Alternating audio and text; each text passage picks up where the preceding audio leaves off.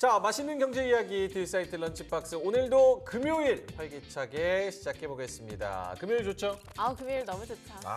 저는 아쉽거든요. 토요일, 일요일 날 우리 시청자 못 보잖아요. 그럼 제가 뭐가 됩니까? 아쉬운데.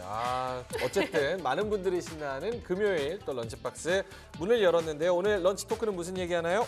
오늘 또 아침부터 아주 시끌시끌한 소리가 있죠. 또 한강 작가님이 노벨문학상 수상을 해가지고 이걸로 또 오늘 아침부터 뜨끈뜨끈한데 이렇게 또 글로벌적으로 K-문화를 한 번 더 알리는구나 싶은 생각도 듭니다. 무엇보다 또 최근에 넷플릭스에서 선전하고 있는 흑백 요리사 관련해서 또 K-푸드 열풍이 다시 돌고 있다고 하는데 이렇게 K-푸드 열풍이 크게 돌면 식품업계들이 또 큰 수혜를 받아갈 수 있다고 하더라고요. 투자적 관점에서 관련해서 이야기 다뤄보겠습니다. 알겠습니다. 한강 하니까 저는 한강 라면 생각나는데. 네. 문학적 소양이 좀 딸려가지고 그래서 K식품, 식품업계 관련된 이야기 한번 나눠보도록 하겠습니다. 자, 그리고 리포트에서는 어떤 얘기가 준비가 돼 있나요? 오늘 리포트에서 3가지 종목 다뤄볼 텐데요. 현대차 소식, 그리고 아모레퍼시픽, 넷마블 이렇게 3가지 다뤄볼 예정입니다. 무엇보다 현대차는 인도 IPO 관련해서 계속 이슈가 있을 테고요. 또 아모레퍼시픽 드디어 바닥 따지기 끝난 건지 관련한 이야기도 다뤄봐야 될 것 같습니다. 또 넷마블을 이 리포트에서 게임 업종 탑픽으로 뽑았다고 하는데 관련한 소식들 추후에 함께 보시면 좋을 것 같습니다. 알겠습니다. 기막힌 투자 한 끼에서는요. 중국의 경기 부양책, 과연 이 테마가 끝난 것인가에 대한 이야기 플러스 엔터가 최근의 흐름이 좋습니다. 네. JYP를 필두로 해서 바닥에서 충분히 올라와 준 그런 움직임이고요. 여기서 만약에 한 번 더 매기가 잘 온다면 어느 정도 반등을 더 크게 할 수 있는 그런 차트는 좀 형성이 된 것 같아서 엔터 관련된 이야기들 한번 나눠보도록 하겠습니다. 자, 그러면 오늘도 알차게 맛있게 준비되어 있는 런치 토크부터 시작해보도록 하겠습니다.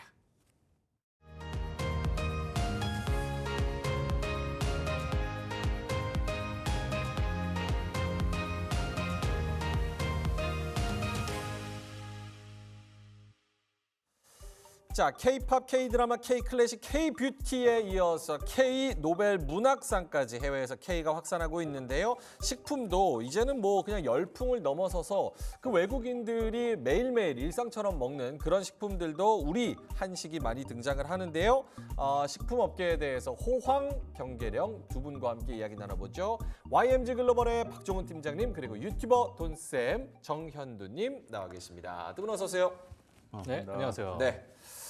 아까 제가 한강 하면은 라면이라 그랬더니 채팅창에서 조금 그렇다. 네, 저도 그 관련주로 이제 치킨 한번 생각해봤는데. 치킨? 네, 한강이니까 한강 라면이고 라면은 상장이 없으니까 이제 치킨을 같이 했는데 시가에 좀 빠지고 있네요. 아직 국장 영역에 적응이 안 됐나 봐. 방송 전에 네. 한강 채식주의자 읽어보셨어요? 이랬는데 저는 육식주의자여서 그런 거 안 읽습니다. 저희는 이렇게 문학적 그렇죠. 소양보다는 먹는 거, 뭐 게임, 엔터 그것도 소양이니까. 유튜버니까. 알겠습니다. 자, 박정훈 팀장님도 실제로 미국이나 해외에서 그쪽 담당을 많이 하고 계시고 해외에서 진짜 K푸드 열풍을 넘어서 계속 그냥 한식을 일상처럼 먹는다 이런 게 실제로 그런 문화가 있어요? 뭐 지금 사실 제가 예전에 있을 때랑 지금 좀 다른 것 같고요. 네. 뭐 최근에 월마트만 해도 우리가 손쉽게 이제 구할 수 있는 한국에서는 손쉽게 구할 수 있지만은 정말 미국에서는 동이 난다고 합니다. 그러니까 이제 그런 간편식들이 특히 뭐 라면, 뭐 김밥, 냉동김밥 이야기들 정말 많이 나오고 있잖아요. 그러한 부분들이 지금 뭐 미국에서 정말 인기가 많다 이렇게 보여지고 있는데 사실 오늘 뭐 제가 뭐 화면을 한번 보시게 되면 최근에 많이 들으셨죠. 사실 K푸드 정말 많이 들으셨기 때문에 또는 뭐 삼양식품부터 해서 최근 뭐 주가가 정말 급등하는 그런 모습. 지금 물론 급등 이후에 약간의 조정이 좀 주고 있는 상황이긴 하지만 성장세가 좀 이어가고 있다라는 것은 뭐 다들 아실 거라고 생각이 들어요. 여기에 또 OTT 넷플릭스의 또 흑백 요리사가 여기에 또 불을 한번 또 불쏘시개처럼 흑백 요리사. 불을 한번 지피지 않았나 이런 생각이 드는데 뭐 뒤에 가서 뭐 여러 가지 이야기를 하겠지만.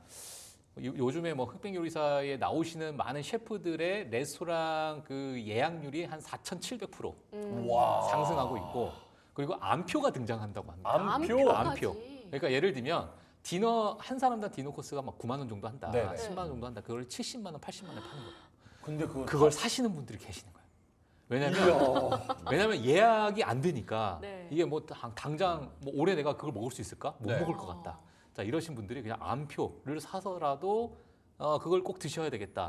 그러다 보니까 셰프분들이 다 앞장서셔가지고 암표 이제 사신 분들은 네. 다 취소시키고 뭐 그런 거 뭐 지금 발벗고 나섰다고 합니다. 예, 그만큼 아니, 지금 뭐 뜨거운 거죠. 실제로 K푸드 하면 사실 이게 이슈가 되는 거는 K 컨텐츠에서 그쵸. 누군가 배우가 뭘 먹거나 네. 유튜브에서 먹방을 하거나 이런 걸로 이슈가 됐는데 네. 이번 흑백 요리사가 그래도 상당히 의미 있다고 보는 그렇죠. 게 한국 사람도 이런 파인다이닝이나 이런 걸 굉장히 그렇죠. 창의적으로 할 수가 있구나라는 거를 전 세계가 목격한 이런 데 의미가 있지 않을까 싶어요. 네, 특히 또 넷플릭스가 예능은 잘 안 됐잖아요.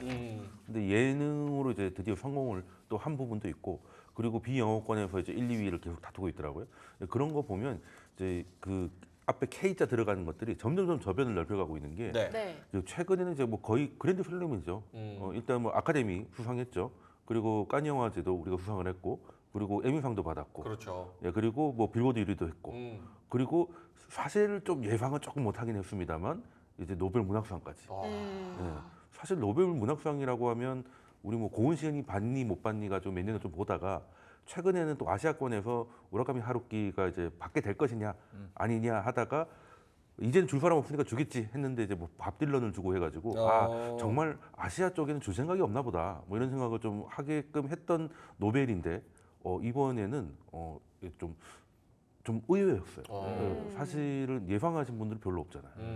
그 어제 한 출판사에서 이제 라이브 방송을 하시는 거 잠깐 봤는데 그냥 막 얘기하시다가 이제 뭐 말 그대로 광란이 되는 거. 예상하고 한 게 아니라 그냥 노벨 문학상이니까 그냥 라이브를 켰는데 거기서 갑자기 한강이 나와버린 것이죠. 예, 그 정말 K 붙은 건 다 잘해요. 그렇죠. 코스피 빼고 다 괜찮아요. 네, 그렇죠. 예, 주가 빼고. K 주식 빼고는. 예, 그래서 인버스 하시면 되니까. 저희 돈쌤님이 사실 독서 모임도 많이 하세요. 독서 모임. 예. 정말요? 그러니까 이제 독서 예, 문학을 잘 안 해서 그렇지 네. 비문학을 많이 합니다. 비문학을 많이 네. 뭐 무슨 독서 모임? 뭐 여러 가지 뭐 투자에 대한 독서도 뭐 많이 하고 네, 그런 책들. 것들 이제 네. 오프에서 모여가지고 이제 네. 토론도 하고 그냥 모이면 이제 의미가 없을 수도 있으니까. 네. 알겠습니다. 어쨌든 흑백 요리사가 좀 레벨업을 시켜놨고 그거에 이어서 한강이 또 문학상을 또 받은 것처럼 이제 여러 가지 K 붙은 게 잘 나가고 있습니다. K푸드 사실 요 실적을 한번 볼까요? K푸드 열풍에 올해 식품업계가 좋은 성적을 거뒀다. 얼마나? 요거를 우리가 K푸드 좋다고 얘기하지만 계량적으로 수치적으로 데이터가 어떻게 나오는지에 대해서 좀 잘 정리된 자료가 있습니다. CJ제일제당, 동원 F&B, 대상 이런 거를 봤을 때 2023년 매출이랑 2024년 매출 예상치를 보니까 다들 어마어마하게 또 늘어났습니다. 사실 식품업계가 여기는 이제 경기 방어주로 꼽히잖아요. 그렇죠. 그래서 네. 실적이 저렇게 몇 % 이상 성장하기가 사실상 어려운 기업들인데 이게 수출 다변화가 되면서 해외로 뻗어나가고 실적들이 굉장히 좋아지고 있다. 근데 중요한 건 저 자료를 보고 연속성인 것 같아요. 그러니까 좋은 건 알겠어. 네. 근데 식품이라고 하면 허니버터칩, 꼬북칩, 네. 꼬꼬면 뭐 해가지고 잠깐 반짝하다가 꼬꼬면 오랜만에 듣네요. 응. 그러니까 반짝하다가 살짝 수그러드는 네. 이게 좀 패턴화 됐었는데 저거는 아예 글로벌 트렌드로 쭉 이제 자리를 잡았다고 봐도 되는지 박동진 기자. 그러니까 저도 사실 그 부분을 오늘 방송을 통해서 좀 이야기를 좀 나누고 싶어요. 사실 그 부분인데 일단 뭐 미국에서 라면을 처음 먹느냐 그건 아닌 것 같고요. 최근 들어가지고 SNS를 통해서 광범위하게 많은 인플루언서를 통해 가지고 라면 먹는 레시피부터 시작해서 다양한 어떤 접근 방법이 좀 있었다라는 것은 뭐 다들 아실 거라고 생각이 들고 그런 여러 가지 SNS를 통하다 보니까 뭐 한국의 K푸드가 그만큼 뭐 많이 유명해지고 그런 과정이 있는데 그러니까 저는 개인적으로 그런 생각합니다. 뭐 새로운 것들은 그러니까 새로움이라는 거에 대해서는 많은 분들께서 이제 시도를 해보고 네. 맛있으니까 뭐 많이 이제 또 바이럴 쪽으로도 많이 퍼져가고 있는데 이게 우리가 앞으로 익숙함으로 그러니까 네. 어찌 보면은 지속 가능성이 있어야 되는데 그러면 그 지속 가능성에서 어떤 요소가 있어야 되는가가 제가 좀 고민이 좀 들었어요. 오늘 방송 오면서.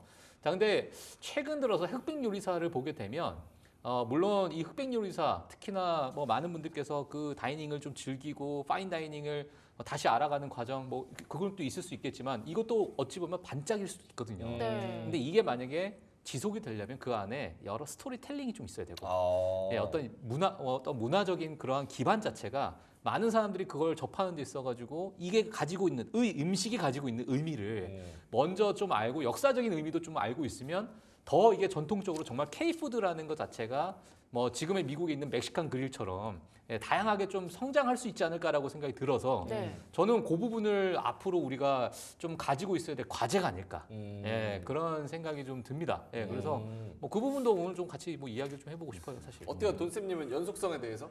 뭐 일단 뭐 시작을 해가지고 주가도 이제 많이 좋았다가 지금은 좀 많이 꺼진 상황이긴 하지만 그냥 일시적이라고 보긴 좀 어려운 게 그 특히 한국 음식 같은 경우는 이 뭔가 이제 요리를 할 때 손맛이라는 게 개념이 있잖아요. 네. 근데 뭐 미국이나 이런 데서는 사실 손맛보다는 재료가 좋으니까 그냥 음식을 그냥 고기가 좋으니까 고기를 구워 먹고 그렇죠. 너무 간단한 거예요. 소금만 쳐서. 네, 그 요리라고 할 만한 것들이 사실은 그렇게 많지가 않고 특히 이제 서구 요리라면 이탈리아가 가장 유명하듯이 그렇죠. 거기가 이제 반도잖아요. 예, 반도들이 이제 해산물과 이제 고기를 섞어서 식재료가 다양하니까 그 다양한 레시피가 나올 수 있는데 한국도 그렇거든요. 예, 한국도 그래서 일단 유행은 짧게 나오는데 그 유행되는 게 일정한 텀을 가지고 계속 나올 수 있는 게 이제 한식의 그런 게 아닐까. 특히 게다가 한식이 최근에는 이제 뭐 편의점이나 이런 것들을 타면서 예전에는 그냥 어디 식당 가든 같은 데 가야 됐다면 이제는 그냥 쉽게 유통할 수 있는 그런 서구식 음식하고 거기에서도 색다른 맛으로 하나 자리를 좀 잡을 수 있을 것 같은 게 또 미국에서도 얘기를 들어보면 한국의 매운맛이 굉장히 좀 다른 매운맛이라는 거죠. 우리도 멕시코의 매운맛을 보면 좀 다르잖아요. 그렇죠. 예, 그래서 그것들에 대한 뭐 관심이나 이런 것들이 그렇게 외국 사람들이 매운 걸 그렇게 힘들어한다는 게 요즘 많이 약해진 것 같더라고요. 예, 그래서 제가 보기에는 또 그들한테도 새로운 세계의 음식 아닐까. 매운 거 한 번 먹으면 그 중독되면 못 벗어납니다. 네, 뭐 그런 것도 좀 있죠. 20대 여성 음식은 자극적이어야 되니까. 20대 여성분들은 떡볶이 엄청 많이 먹잖아요. 마라엽떡. 마라요. 네. 마라는 중국 거 아닙니까? 근데 네, 그 이제 다 섞어 가는 거죠. 다 이제. 섞어서 네, K푸드와 그냥 아시안 푸드로 가는 그럼 것이고. 그럼요. 한때 뭐 로제도 엄청 유행을 하고 로제, 했잖아요. 네, 그렇죠. 로제 찜닭. 마라 네. 로제 엽떡도 있어요. 마라 로제 엽떡. 마라 로제 있어요. 엽떡도 있습니까? 네. 예, 다 K푸드죠? 네, 뭐 그렇게 한국에서 우리 이제 거잖아요. 재탄생된 것이죠. 그렇죠. 네. 로제도 우리 거지 뭐. 뭐 사실상 그런 거 아니겠습니까, 네. 그죠? 지금 방금 침 나왔어, 잠깐. 저는. 좀 계속 꾸룩거려요, 네. 배가. 알겠습니다. 근데 보니까 미국 하버드 경영대학원에서 K푸드 경쟁력, 이 푸드 대박엔 다 이유가 있다 이런 기사가 나왔다고 하는데 네. 실제로 미국 이 하버드대 분석은 어떤가요? 우리 K푸드의 인기 열풍의 요인을 뭐로 뽑았을까요? 하버드대에서요? 네. 그거 제가 어떻게 아, 그럼 제가 볼게요. 보니까 K 컬처로 뽑았다고 그랬네요. 합니다. 오늘 들으셨죠? 딴 데 가서 얘기하세요. 하버드 대에서 하버드대에서 그랬구나. 네. 우리 문화 때문이라고 K 문화가 이 K 푸드의 열풍을 끌었다고 하는데 예. 그러면 팀장님께서 뽑아오신 K 푸드 5인방이 있잖아요. 네네네. 이 5인방들도 우리 문화하고 그렇게 관련이 깊다라고 볼 수 있을까요? 저는 사실 뭐 지금 라면 냉동김밥에 대해서 많이 관심이 있는데 저는 사실 그 처음에 라면 냉동김밥보다 그 네. 앞서서 그 미국인들의 반응을 좀 봤을 때 네. 가장 자극적인 반응 또는 가장 센세이션하다라고 표현했던 부분이 한국의 치킨 문화였어요. 오. 네, 그러니까 미국에서 아마 미국 계신 분도 아실 겁니다. 미국에 뭐 정말 다양한 뭐 소스부터 해가지고 그렇게 레시피가 그렇게 다양하지 않아요. 그냥 핫윙 정도 네. 아니면 뭐 좀 크리스피한 그런 이제 치킨 외에는 다양하지가 않는데 한국에 오게 되면 뭐 양념 통닭부터 해서 전기구이부터 해서 뭐 정말 다양한 뭐 오븐에 굽고 뭐 튀기기도 하고 뭐 다양한 부분이 있다 보니까 저는 사실 개인적으로는 치킨이 앞으로 가장 성장 가능성이 있지 않을까라는 저는 좀 보고 있거든요. 예, 그러니까 이제 라면과 김밥은 어느 정도 간편식으로는 좀 이제 어느 정도 자리를 잡고 있는데 여기에서 만약에 더 큰 성장세를 보일 수 있을 만한 식품군이 어디가 있는가라고 보게 되면 한국의 치킨 문화가 만약에 미국에 더 광범위하게 퍼졌을 때는 조금 더 임팩트 있는 그런 성장세를 보이지 않을까 저는 개인적으로 그렇게 보고 있기 때문에 뭐 최근에 뭐 세계를 사로잡은 K푸드 뭐 5인방이라고 하는데요. 뭐 비빔밥 뭐 다들 아실 거라고 생각이 들어요. 뭐 김밥, 라면, 뭐 김치 이런 것들은 한국에 대한 이미지상 네. 김치 비빔밥 이런 것들 이미지상 있고 여기에서 이제 치킨이라는 것은 이게 한국 음식인가라고 했을 때 그렇진 않지만 한국 치킨이 정말 뭐 글로벌적으로 가장 맛있지 않나 저는 이런 생각이 들어서 그 부분을 저는 좀 눈여겨보고 싶습니다. 앞으로. 사실 아기 때 해외에 있을 때는 이 초코파이나 네. 치킨이나 불고기나 이런 게 너무 맛있는데 왜 이 사람들은 이거의 맛을 모르지라는 네, 몰라서 못 의문을 먹는 거죠. 갖고 살았었거든요. 그래서 언젠가는 이거 이 사람들도 알겠다 싶었는데 20년 걸렸습니다. 지금 이렇게 인기 되는 게. 그래서 하버드에서는 뭐라 그런다고요? 어떠세요? K 문화 때문에. 아, K 예. 실제로 이걸 찾아봤어요. 하버드 경영대학원에서 연구를 했대요. 예. 그랬더니 이 특징이 뭐냐면 소프트웨어에서 하드웨어로 넘어간 케이스가 굉장히 특징적이다. 그러니까 K 컬처 때문에 K 푸드가 성장한 것을 좀 특징적으로 볼 수 있다. 원래는 정부 주도 수출로 네, 보통 정부가 캠페인을 벌이고 정부가 무언가 마케팅을 했었는데 자연스럽게 이 컨텐츠에서 이제 하드웨어, 실물로 넘어가는 그런 케이스였다. 그래서 기생충이 짜파구리를 알렸고 오징어 게임이 달고나 판매를 달궜다. 뭐 이런 것처럼 K-팝이나 K-컬처 이런 걸로 플랫폼으로 활용해서 식품으로 넘어가고 다른 것도 판매할 수 있는 요거를 적극 활용해야 된다. 이런 얘기를 하버드에서 했다고 합니다. 저도 오늘 처음 팬요리사에서는 봤어요. 비빔밥 비빔밥. 아, 널리 비빔밥. 알려줄 수 있겠네요. 아, 맞아요. 그렇죠. 알겠습니다. 돈쌤님은 네, 일단 뭐 치킨 같은 경우 저는 두 개가 진짜 가능성이 있다 보거든요. 두 개. 치킨이랑 이제 불고기 같은 거죠. 불고기. 일단은 재료 자체가 낯설지 않습니다. 음. 우리가 좀 처음에 좀 낯설 수 있으니까 손이 잘 안 가는 게 있는데 어차피 이건 치킨이고 네. 어차피 이거는 이제 돼지니까 별 무리가 없는 데다가 외국인들은 이제 고기를 양념에 재워서 먹는 경우가 없잖아요.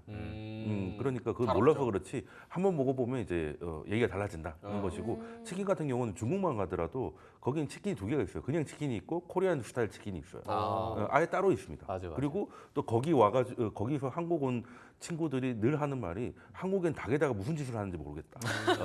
왜 이렇게 치킨이 맛있냐는 거죠. 그냥 별다른 소스 없이도 굉장히 부들부들하고 염지하는 기술이 거의 신의 경지에 이르러가지고 거기에 있는 코리안 스타일이라고 하더라도 껍데기만 똑같은 거지 안을 먹어보면 되게 퍽퍽해요. 퍽퍽하고 맞아요. 맛이 없다는 맞아요. 거죠. 네. 근데 여기 들어오니까 도대체 무슨 짓을 했는지 그렇죠. 알 수가 없을 정도로 육즙이 생과일 주스처럼 나오니까. 그렇죠. 예, 그런 상황이고 또 불고기 같은 경우도 그렇게 되는 음. 거고. 그래서 사실 서구에서는 치킨이 그렇게 사랑받는 메뉴는 아니었잖아요. 사실은 조금 이제 그 저렴한 그런 거였는데 그러다 보니까 뭐 별게 없어. 근데 이제 새로운 뭔가가 나올 수 있는 게 사실 뭐 탕후루랑 비슷한 양념치킨은 그 치킨 탕후루잖아요. 어떻게 네. 보면 이제 그런 것들도 치킨 탕후루 그렇네요. 예, 그 다 소스 설탕 바르는 거니까. 소스에 이제 바르는 것이니까 얼마든지 가능하다. 탕수육이 가능하면 이것도 가능하다는 생각을 하고 있고 그래서 저는 그 두 개하고 그리고 유통에서 괜찮은 건 이제 이미 잘 되고 있는 이제 냉동 만두 같은 거죠. 냉동 예, 만두. 그 만두 타노스라고 그러죠. 이제 그 비비고. 뭐 비비고 같은 경우는 만두 시장의 절반 정도 차지하고 있으니까 그렇죠. 이제 그런 거를 보면 냉동식품은 또 유통에서도 나쁘지 않은 걸 갖고 있으니 치킨 같은 경우는 아무래도 그게 좀 퍼져야 되는 시간이 걸릴 것 같은데 저는 가능성이 있다고 봅니다. 뭐 젊은 MZ 세대 입장으로서는 다음 K 푸드 뭐가 될 것 같으세요? 백반? 백반? 아 뉴욕에 실제로 백반집이 생겼대요. K 백반 기사식당? 해가지고. 네네네. 아, 기사식당. 뉴욕 기사식당 백반. 네네네. 오. 왠지 그런 쪽으로 좀 할 수 있지 않을까요? 네. 왜냐면 그렇게 찬이 많이 나오지 않잖아요. 외국 맞아요. 나가면. 그렇죠. 네. 또 리필까지 해주면 미국 사람도 환장합니다. 영혼이 없어요. 영혼이 대답에. 티났어요? 아, 이제 좀 띄어가지고 죄송합니다. 아, 약간 한식 뷔페 있잖아요. 우리나라 약간 한식 그 K 뷔페. 한밭집 이런 거. K 한밭집 이런 거 좋잖아요. 근데 사실 그 미국은 어찌 보면 한 접시 음식이 많잖아요. 그러니까 한 접시 안에 뭐 다양한 어떤 것들 넣던지 아니면은 한 음식이 한 접시에 담겨지는 경우가 많은데 한국처럼 다양한 접시 안에 다양한 음식이 펼쳐져 있는 것 자체를 정말 신기하게 쳐다보시는 분 많이 있거든요. 뭐 멕시칸 음식이나 뭐 미국 음식이나 뭐 다른 뭐 여러 뭐 인도 음식도 마찬가지로 다 한 접시 안에 나오는 것들이 많기 때문에 네. 뭐 그런 어떤 다양성을 또 노리는 것도 그러니까 뭐 이제 비빔밥이라는 것 자체가 정말 다양한 것들이 막 들어가니까 이제 그런 것에 이제 좀 열광을 하는 부분도 없지 않아 있는 것 같고 제가 그래서 뭐 여러 가지 이제 미국의 한식에 대해서 어떤 것들이 좀 관심이 있는가, 어떤 것들 가장 선호하는가 해서 제가 찾아봤습니다. 오. 이건 하버드 자료 아닙니다. 하버드 예. 자리 아니에요. 자, 미국 내 설문조사를 제가 좀 가지고 나왔는데 한번 좀 같이 보면 좋을 것 같아요. 한식에 대한 만족도가요. 최근 들어가지고 92.5%인데 이게 2022년에는 94.2%인데 뭐 소폭 조금 낮아졌다. 뭐 이런 이야기는 하고 있는데 92.5%만 해도 어마어마한 정말 거죠. 많은 만족도, 정말 엄청난 만족도거든요. 그리고 한식하면은 가장 이미지, 그러니까 우리가 코리안 푸드를 얘기하면 가장 머릿속에 딱 떠오르는 것 자체가 당연히 이제 김치가 1위고요. 압도적으로 40%고 2위가 비빔밥, 그리고 프라이드 치킨이 3위. 이 순서를 하고 있었습니다. 근데 내가 가장 좋아하는 게 뭐냐?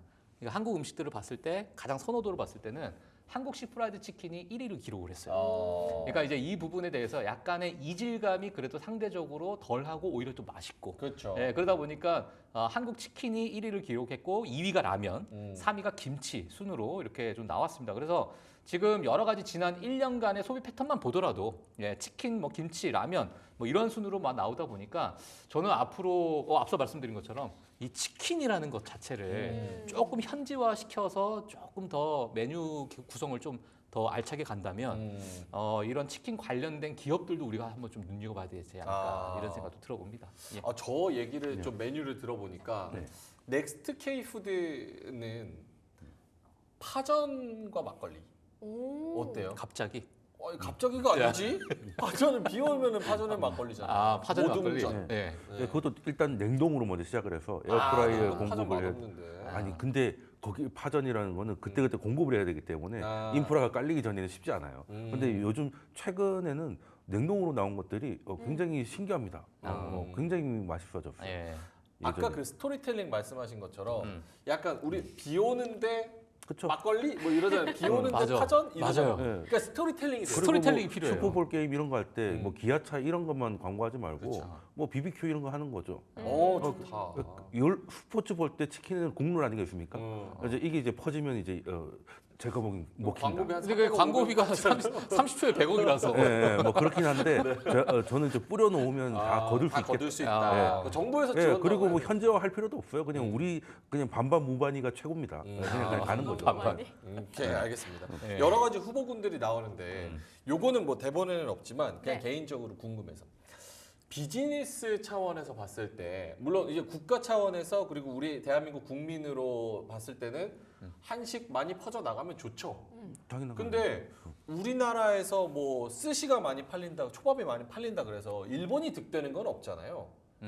그쵸? 그렇죠. 뭐 우리나라에서 타코 많이 팔린다 그래서 멕시코한테 득되는 거 없잖아요. 뭐 소스 같은 건 조금 더 팔리긴 약간 그 정도. 소스에서 뭐 그런 뭐 정도. 식재료 정도. 그래서 우리 한식이 막 이렇게 퍼져가는 게 우리 기업들이 과연 이거를 온전히 다 이익을 챙길 수 있을까? 그러니까 국민 입장으로서는 K 컬처가 퍼지면 좋은데 K 문화, K 뭐 음식 이런 거 그래서 퍼지면 이제 좋은데 뉴스에서 나오는 게 직간접적인 효과 뭐 이런 네. 얘기를 하잖아요. 직접적인 효과는 이제 식재료나 뭐 이런 게 되겠지만 그러니까요. 간접적으로 이제 뭐 예를 들어 수시나 뭐 이런 것들을 먹게 되면 일본 제품에 대한 선호도가 좀 높아진다든지 그러니까요. 뭐 있을 수 있는 것이죠. 뭐 K도 마찬가지일 그래서 것이다. 약간 저 기업들이 네. 저 실적을 그대로 이렇게 가져가려고 한다면 네.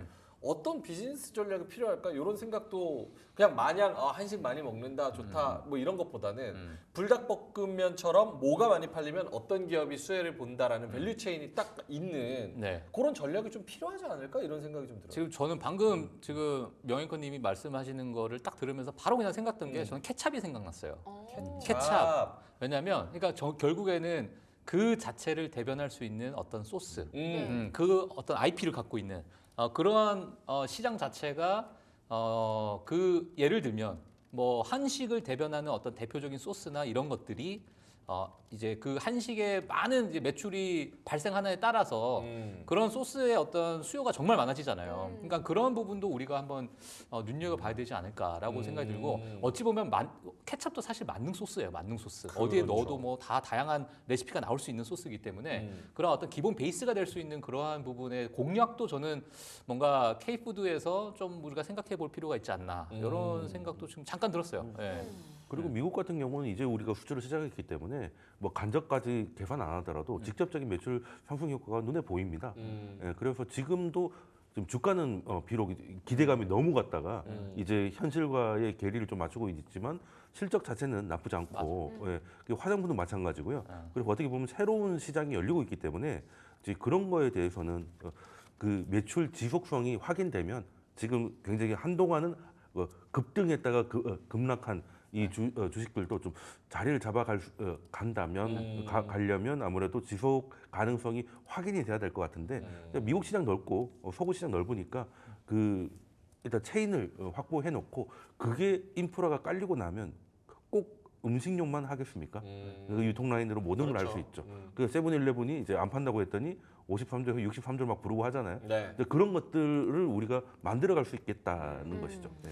그러니까 모든 저도 또 개인적으로 생각하는 게 모든 산업 자체가 과도기라는 부분이 있고 사이클을 봤을 때 그렇죠. 또 성숙기가 있잖아요. 그러니까 지금의 이 최근의 어떤 주가 흐름 보게 되면 물론 이제 과도기라고 저는 보여지고 있고 이게 이제 주가에 또 매출에 영향을 주고 있는데 그 산업 자체가 많이 성숙해지고 많은 경쟁 업체들이 많이 뛰어들게 되면 당연히 성숙기로 접어들고 뭐 주가는 사실 어찌 보면 또 선반영하기 때문에 그런 과정 속에서는 조정은 있다고 보여져요. 물론 실적에 대한 수치도 뭐 어떤 성장률의 둔화죠. 성장을 안 하는 게 아니라 성장률 자체가 둔화로 되는 거기 때문에 뭐 그런 부분은 우리가 뭐 어쩔 수 없다 생각 드는데 지금은 그래도 K푸드는 과도기, 그러니까 더 성장할 여력이 더 큰 그런 시장이 아닐까 저는 그렇게 보고 있기 때문에 뭐 여전히 좀 저는 뭐 긍정적으로 보고 있습니다. 예.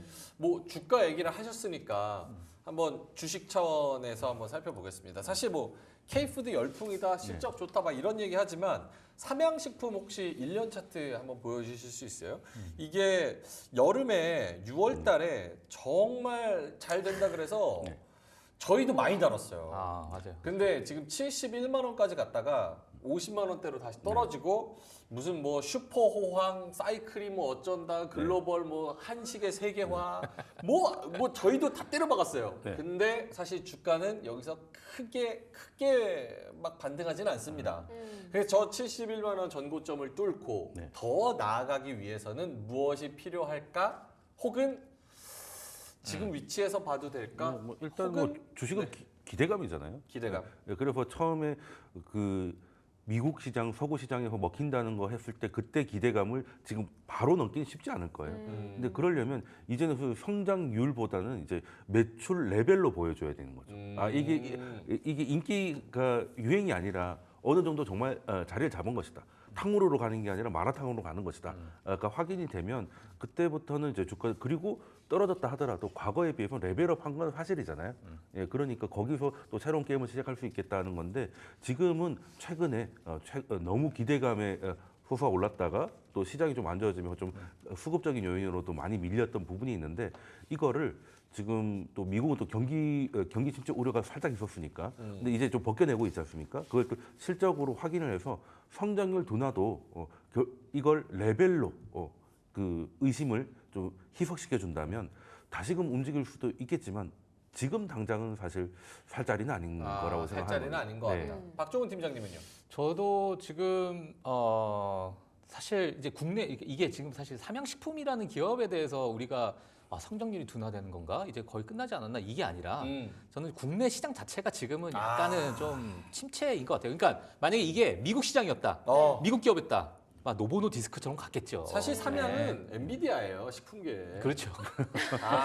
저런 기업이 어디 있습니까? 그러니까. 물론 네, 공급이 되는 족족이 전부 다 수요가 되고 매진 행렬이고 막 이렇게 되면 뭐 하겠지만은 우리나라 국내 시장이 약간의 좀 움츠러든 것도 없잖아 있다. K 저는 주식의 문제점. 예, K 주식의 문제점도 일부 있을 거라고 봐요. 다는 아니겠지만. 예, 그러다 보니까 외국인들도 많이 사주고 이러한 어떤 움직임이 좀 돼야 되는데 최근 뭐 국내 주식이 뭐 그렇게 또 빛을 발하지 좋지 못하고 있다 않으니까. 보니까 예, 지금의 조정은 또 일부 좀 책임이 있지 않을까 예, 이런 생각도 듭니다 지금. 주가 부양하는데 최고는 경영권 분쟁 아니겠습니까? 네, 불타기를 해야죠. 네, 고려아연 플러스 뭐 티웨이 얘기도 나오고 네. 삼양이나 이런 네, 식품 오늘도 관련주도 불이 났더라고요. 네. TV 쪽에. 네. 그러니까 삼양 이런 것도 식품 관련주도 야 이거 내 거다 이러면서 밥그릇 싸움 한번 한다. 그렇죠. 이러면 이제 또 그리고 협상할 수 이제 있지 또 않을까. 테마도 있는 것이고 오늘 보니까 이제 예스24 역시 상한가를 가고 있더라고요.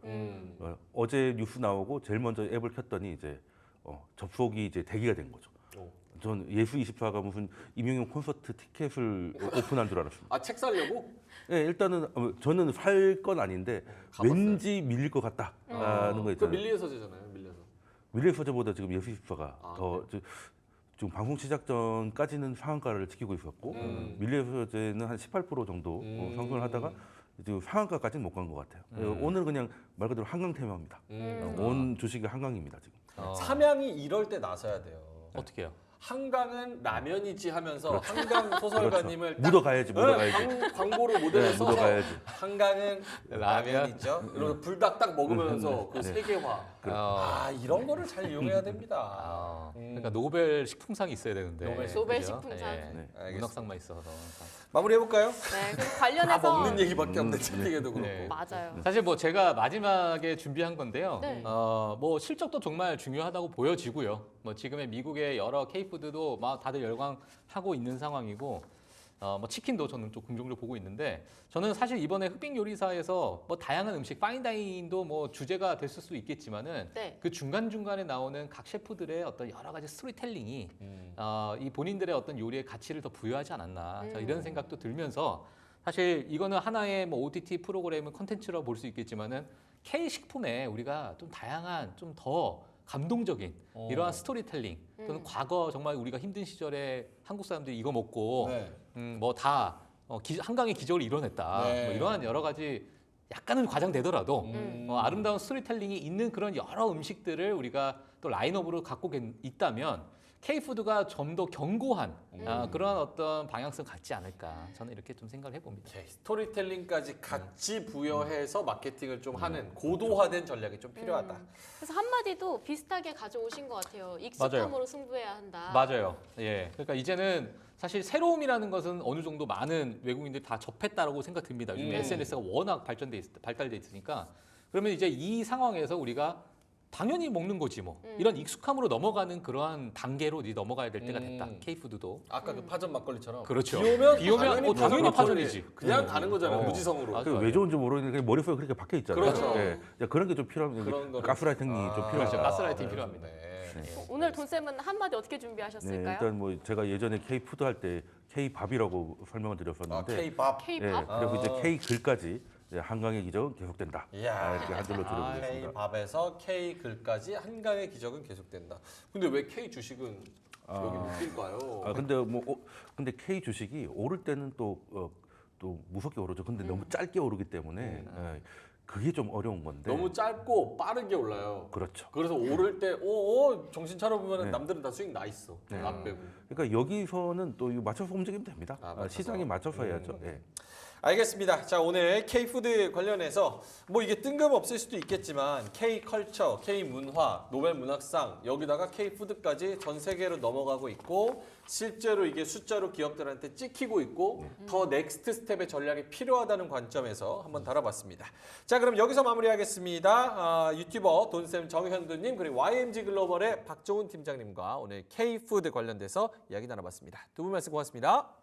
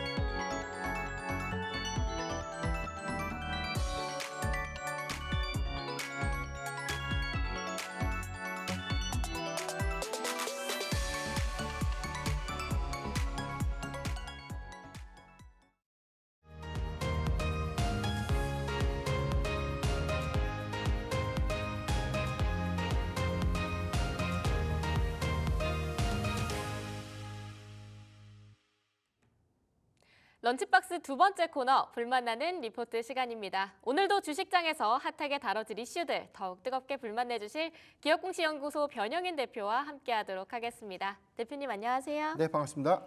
오늘 첫 소식 현대차로 출발해 볼 텐데요. 대신증권에서 나왔습니다. 이 현대차는 인도 IPO 그리고 밸류업, 뭐 그 외에도 글로벌 브랜드와 협업도 하고 있고 이렇게 성장 모멘텀이 많은 것 같은데 왜 리포트에서는 목표 주가를 하향 조정했을까요? 우선 우리가 이 3분기 수출 데이터를 좀 봤을 때 네. 우리가 지난 1분기에 나왔던 이야기가 2분기에 자동차주의 실적 피크 우려감이 있을 수 있다는 이야기가 있었어요. 그런데 2분기 실적을 막상 확인해 보니까 실적이 피크되기보다는 오히려 수익 지표가 좀 더 개선된 그런 양호한 흐름들을 좀 보여줬기 때문에 기대 요인은 좀 있었고, 다만 이번 3분기 이 수출 데이터를 통해서 확인해 볼 수 있었던 데이터의 내용을 토대로 좀 보면 3분기의 실적 추정치가 조금은 내려갈 수 있다. 네. 그러니까 영업이익 컨센서스가 전체는 아니고 지금 3조 9천억 대비해서 하회한 3조 8,500억 정도를 좀 예상했기 때문에 한 500억 정도 하향되는 부분들은 이 부분 때문에 좀 컨센 하위를 좀 이야기할 수 있나? 근데 물론 이제 실적의 데이터를 확정적으로 좀 확인을 좀 해봐야 되겠지만 저는 좀 대체적으로 좀 부합하지 않을까라 좀 보고 있거든요. 그렇지만 이제 큰 폭의 하회는 아닐 것이다라고 좀 전망되고 있는데 네. 일단 그 부분들이 이제 4분기까지 뭐 전기차 캐짐이 좀 지속되고 있고 글로벌 완성차 판매량의 경우에는 뭐 유럽 시장의 경우에서도 이제 3분기 기점에서 감소가 좀 확인이 됐어요. 뭐 미국 시장도 좀 마찬가지고. 물론 이제 차종의 차이가 좀 있고 모델군에 대한 차이는 좀 있을 수 있는데 네. 해당되는 어떤 시그널들에 대한 하향 부분을 좀 일부 좀 반영해서 TP 하향을 했다라고 좀 발표를 했고 네. 해당되는 내용 좀 보면 최근 유럽과 북미 시장을 중심으로 글로벌 업황이 둔화 우려를 반영해서 기존의 목표 배수를 7.6배 할인 적용함에 따라서 TP 목표 주가를 하향 조정했다. 네. 이 부분은 지금 실적, 그러니까 판매량의 일시적인 어떤 감소 요인으로 좀 접어들 수 있다는 부분들 때문에 목표 주가를 좀 하회는 좀 했는데 네. 사실 이 내용들이 이제 전반적인 내용들을 보면 다만 이럼에도 불구하고 해당되는 우려감도 주가비 이미 좀 선반영된 측면들이 있다는 것이고요. 오히려 좀 기대 요인들 세 가지를 좀 주목했는데 첫 번째 인도의 IPO 10월에 예상되고 있고 10월에 예상되는 뭐 10월 22일로 확정이 됐죠. 상장일이 10월 22일로 확정이 됐고 전체 구주 매출 부분이 한 4조 5천억 원대가 반영이 될 것이다. 그러니까 인도 증시 사상의 최대 상장이다라고 네. 좀 발표가 좀 됐기 때문에 인도 IPO 관련된 모멘텀들 향후에 구주 매출 부분이 현대차에 좀 유입되는 과정 이 부분도 좀 중요하고 두 번째는 배당 결산 배당을 10,000원으로 좀 예상하고 있는데 지난번 인베스터 데이에서 주당 10,000원 얘기했어요. 이걸 이제 분기로 쪼개서 갈 것인지 아니면 이번에 이 4분기 배당을 10,000원으로 할 것인지 이 부분도 중요한데 네. 이 부분도 기대 요인도 좀 남아 있고 세 번째는 팰리세이드 신차 모멘텀 하반기 출시가 예정되고 있는 팰리세이드 그 신차인데 이번에 뭐 페이스리프트 모델이고 여기도 해서는 뭐 차세대 인포테인먼트 적용을 하고 우리 전장 부품들이 좀 더 확대됐기 때문에 기존 차종과 굉장히 큰 차이가 있다. 그러니까 이런 기대 요인들이 좀 남아 있기 때문에 세 가지 흥행 기조로 세 가지 모멘텀을 단기적으로 좀 주목해 보자라고 좀 언급하고 있습니다. 근데 인도 증시 상장 관련해서 꽤 많은 금액이 들어오는 걸로 네. 지금 보여지고 있는데 그러면 실적이 좀 아쉽더라도 나중에 실적 개선 금방 할 수 있지 않을까요? 우선 4조 5천억 원이라는 자금이 결국 적지가 않죠. 그러니까요. 그러니까 이 부분을 통해서 시설 투자를 갈 수도 있고 내지 또 기대하고 있는 요인들이 주주환원 정책을 구주 매출분 일부를 통해서 아마 내년도 자사주 매입 소각에 대한 총량이 더 확대되지 않을까.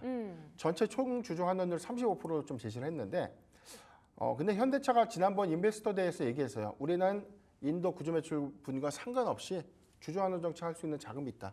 이렇게 좀 언급했고 네. 해당되는 자금의 경우에는 향후에 시설 투자라든가 대규모 뭐 R&D라든가 뭐 M&A의 자금으로 활용될 수 있는 어떤 여지가 좀 있죠. 그러니까 그런 부분들은 현대차가 현재 추진하고 있는 부분들이 자동차에 좀 주력된 부분 이외에 뭐 로봇이라든가 그 이외의 사업 확장 부분, 최근에 뭐 자율주행차와의 상용화를 위해서 웨이모와 전략적인 어떤 사업 협력 관계를 좀 체결했고 향후에는 뭐 아이오닉 5의 경우에 로보택시와 같은 유사한 어떤 이 플랫폼용으로 좀 공급이 되는 그런 네. 수단이라면 테슬라와의 뭐 자연스러운 경쟁 구도를 좀 갖게 될 수 있는 기대 요인들도 있기 때문에 아직 구체화되지 않았지만 대규모 현금 유입에 따라서 외형 확장 내지는 충분한 사업 다각화에 좀 충분한 실탄은 확보할 수 있었다. 이 부분 좀 중요하다고 보고 있고 다만 좀 우리가 실적 기대 효과 관점에서 뭐 9월에 이 미국의 도매 판매 대수가 좀 더 내려갔던 부분들이 이익 개선을 좀 더 훼손하는 것 아닌가라는 우려감들이 좀 남아 있지만 네. 지난 2분기 기조와는 좀 유사할 것 같아요. 이번에도 마찬가지로 우리가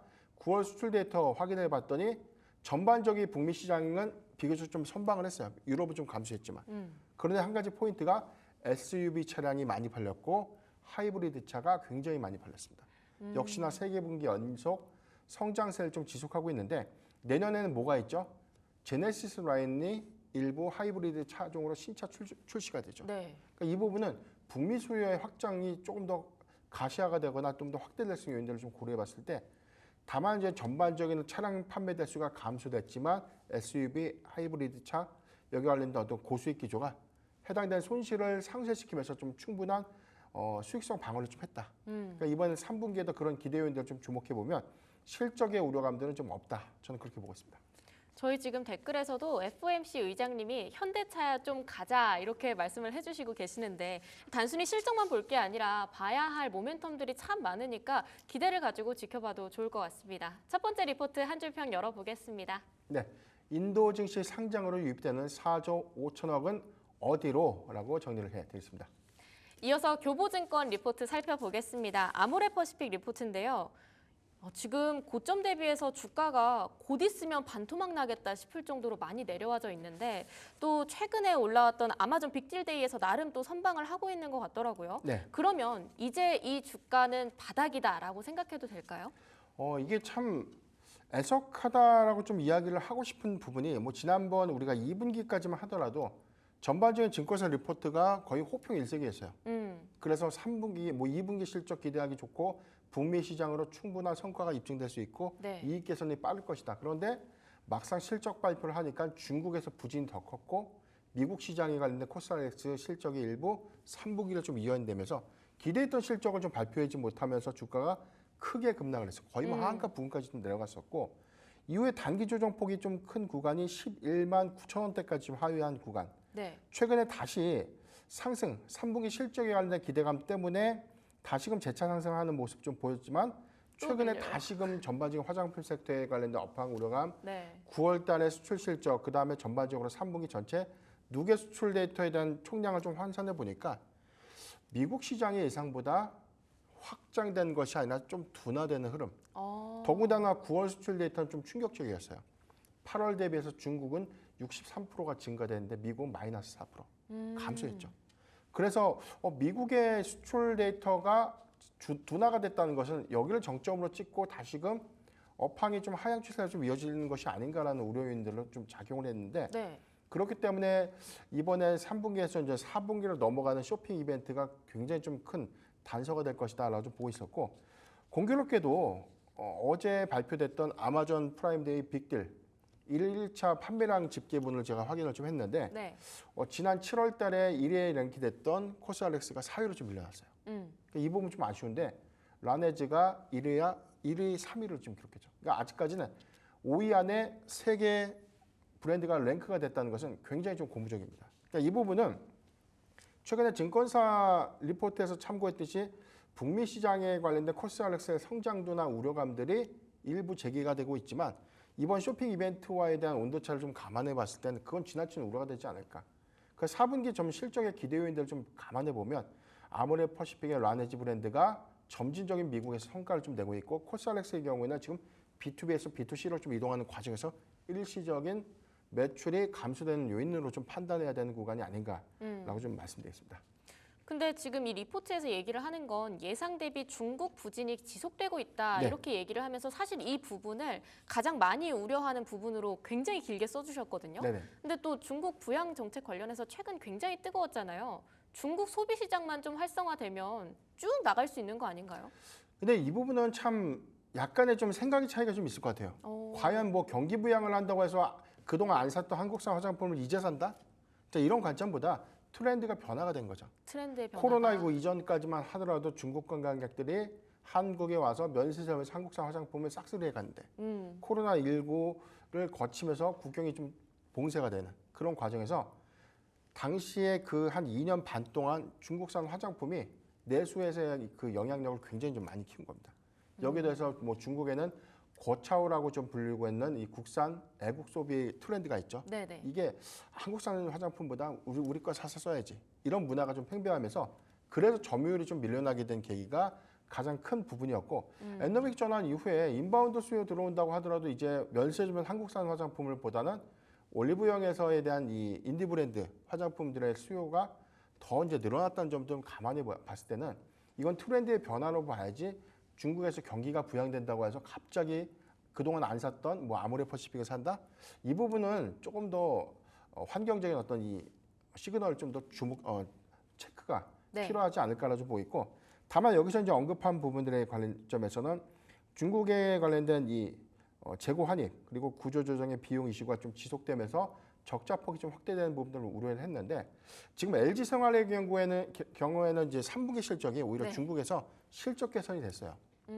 지금 추정치에서는 네. 이 부분은 뭐 이커머스 부분에서는 뭐 중국 시장이 예상보다 좀 더 잘 나왔기 때문에 그리고 우리가 9월 수출 데이터에서 중국이 63% 증가됐죠. 이게 뭐 광구제를 앞두면서 선행되는 이 실적 부분들이 좀 반영된 효과도 좀 있었지만 이게 아마 이제 10월까지 좀 이어지게 된다면 저는 이제 바닥 확인을 하고 나서 추세는 좀 전환되는 시점이 되지 않을까라고 볼 수 있기 때문에 우려감보다는 이제 기대 요인으로 좀 봐야 되는 시점이 아닌가라고 좀 말씀드리겠습니다. 어찌 보면 바닥 따지기는 어느 정도 끝나간다 이렇게 봐도 될 것 같고요. 무엇보다 말씀 주셨던 이 아마존 빅딜데이에서 5위 안에 세 개의 제품들이 다 아모레퍼시픽 브랜드 제품이었다. 이런 것들에 조금 더 포인트를 잡아볼 수 있을 것 같습니다. 네, 두 번째 리포트 한 줄평 열어볼게요. 네, 아마존 빅딜 데이에서 다시 입증된 브랜드 파워라고 정리를 해드리겠습니다. 마지막 소식으로는 신한투자증권에서 나온 넷마블 관련된 소식이 준비되어 있습니다. 대표님께서 저번에도 게임주 관련해서 저하고 얘기했을 때 네. 신작이 제일 중요하다 네. 이렇게 말씀을 해주셨거든요. 그럼 넷마블에서 최근 공개했던 신작들 지금 어느 정도 성과 내고 있는지 자세하게 매출과 관련해서 짚어보고 싶은데요. 네, 일단 증권사의 3분기 추정치도 예상치를 상회하는 호실적 기조가 이어질 수 있다라고 좀 언급을 했는데 네. 전 분기에 이어서 컨센서스를 상회하는 실적이 예상되고 있고 분기 700억 원 이상의 기초 체력과 다작 중심의 성장 전략 검증될수록 가파른 주가 상승이 전망되고 있다. 굉장히 좀 우호적인 의견을 좀 줬는데 지난 고가가 72,400원, 현재 주가는 63,300원이라면 주가가 좀 최근에 조정받았던 측면을 좀 고려했을 때도 크게 주가는 좀 훼손됐다라고 좀 보기는 어려워요. 다만 주가의 어떤 상승폭이 좀 크지 못했던 아쉬움은 좀 있는데 크래프톤의 경우에는 점진적인 수급이 반영되면서 계속해서 신고가를 좀 경신한 그런 수급의 탄탄함을 좀 보여준 것에 비해서 넷마블은 상대적으로 수급이 좀 많이 반영되지 못했던 아쉬움은 좀 있다라고 좀 보고 있지만 뭐 여기서 장사를 계속해서 좀 잘하고 있는데 주가가 빠질 수 있는 요인은 아니라는 것이죠. 내용을 좀 더 보면 3분기 영업수익의 경우에는 전년 동기 대비 18.1%가 증가되지만 지난 2분기 대비해선 소폭 감소되는데 4.8%가 좀 감소됩니다. 영업이익은 전년 동기 대비 흑자 전환, 지난 2분기 대비는 31.9%가 감소되는데 OPM이 10%대예요. 저는 좀 비교적 뭐 양호한 흐름이다라고 보고 있고 대다수 이 회사는 뭐 주력 게임 한 종을 갖고 있는 그런 부분들보다 다작이죠. 다양한 이 게임 플랫폼을 통해서 1년에 수차례의 게임을 계속해서 꾸준히 좀 출시를 하고 있습니다. 다만 이제 우리가 좀 기대할 수 있는 요인들이 1년에 한 번씩 꼭 다작이 하나씩 터져요. 신작 하나가 흥행을 좀 하는데 올해 나왔던 게 나 혼자만 레벨업 이게 뭐 2분기까지 굉장히 큰 매출 기여를 좀 했고 이 부분이 3분기에는 소폭 실적이 좀 둔화되는 요인 때문에 2분기 영업이익의 폭은 좀 감소됐던 그런 측면들은 있지만 우려할 수 있는 상황은 좀 아니다라고 보고 있고 8월에 출시됐던 뭐 7대제 키우기 이 부분은 뭐 평균 2억에서 3억의 이 평균적인 어떤 성과를 좀 내고 있다는 관점을 좀 주목해 보면 아직 뭐 확연하게 좀 흥행을 했다라고 좀 보기는 어렵지만 뭐 실적은 뭐 꾸준하게 좀 안정적인 기조를 좀 보이고 있다라고 좀 평가되고 있는 만큼 저는 굉장히 좀 긍정적이다라고 좀 말씀드렸습니다. 무엇보다 많은 게임 플랫폼들을 가지고 있으니까 신작에 대한 기대감들이 계속 유효할 거고 OPM 관련해서도 양호한 흐름을 보여주고 있으니까 크게 나쁘지 않은 종목 같은데 말씀 주셨던 것처럼 크래프톤은 수급이 잘 들어와서 계속 신고가 관련해가지고 이슈가 있고 했는데 넷마블 같은 경우는 그런 것과 비교했을 땐 수급이 아쉬웠으니까 그만큼 룸이 확보되어 있다라고도 저희가 생각을 해볼 수 있을 것 그렇죠. 같습니다. 저는 지금 뭐 일단 이 주가의 현재 구간을 보면 차트상을 봐도 주가 좀 크게 밀린다 내지는 크게 반응한다라고 좀 보기는 어렵지만 수급적인 측면에서는 꾸준하게 밀리면 들어오고 다시 올라가면 좀 내려오고 약간 수급이 방향성을 좀 명확하게 좀 가져가지 못했던 그런 측면들이 있지만 3분기 실적 발표의 기대감을 좀 우리가 고려해 보면 모아갈 수 있는 여지는 좀 충분하다라고 보여요. 올해도 마찬가지로 이제 3분기 데이터도 개인주 안에서도 사실 뭐 실적의 희비가 좀 달라질 수 있는 부분들이기 때문에 크래프톤이라든가 넷마블 같은 그리고 넥슨 게임즈 같은 종목의 경우에는 실적 성과가 좀 계속해서 좀 기대할 수 있는 부분이 있고 그 이외의 경우에는 실적의 부진한 여파 내지는 그 다음 분기에 어떤 차기 신작의 출시가 지연되거나 아직까지 정확한 출시 일정들이 좀 구체화되지 못했던 그런 악재 요인들을 좀 감안했을 때 넷마블의 경우에는 4분기에 한 2건에서 3건 정도의 새로운 신작들이 좀 나올 수 있는 기대 요인들 이 부분을 좀 주목해 보면 저는 올라갈 때보다는 파란불이 켜지는 구간 여기도 뭐 전체적인 어떤 매크로 이슈라든가 전반적인 시장 상황으로 인해서 위축되는 그런 구간에는 계속해서 분할 매수 저는 충분히 괜찮다라고 좀 말씀드리겠습니다. 게임주 관련해서 넷마블 잘 살펴보도록 하겠습니다. 마지막 리포트 한 줄평 열어보겠습니다. 네, 1년에 한 번은 터지는 대작 한국의 텐센트라고 정리를 해드렸습니다. 오늘 불만나는 리포트 준비된 소식은 여기까지입니다. 현대차와 아모레퍼시픽 그리고 넷마블까지 3가지 종목 소식 다뤄봤습니다. 기업공시연구소 변영인 대표와 함께했습니다. 고맙습니다.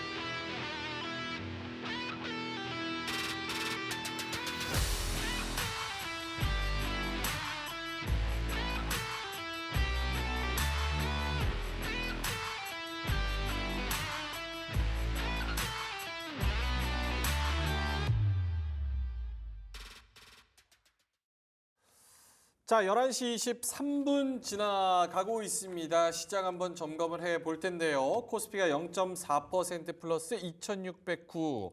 초반보다는 상승폭이 조금 줄어든 그런 모양새입니다. 계속 2,600선에서 작은 박스권을 좀 형성하는 그런 모습을 보여주고 있고요. 코스닥은 0.14% 플러스입니다. 776.57을 기록하고 있네요. 삼성전자가 1.5% 어느 정도 반등을 해줍니다. 그럼에도 불구하고 6만 원 선은 아직도 회복을 좀 못하고 있는 그런 모양새고요. 오늘 하이닉스는 약보합권에서 거래가 되고 있습니다. LG에너지솔루션 1.76% 마이너스고요.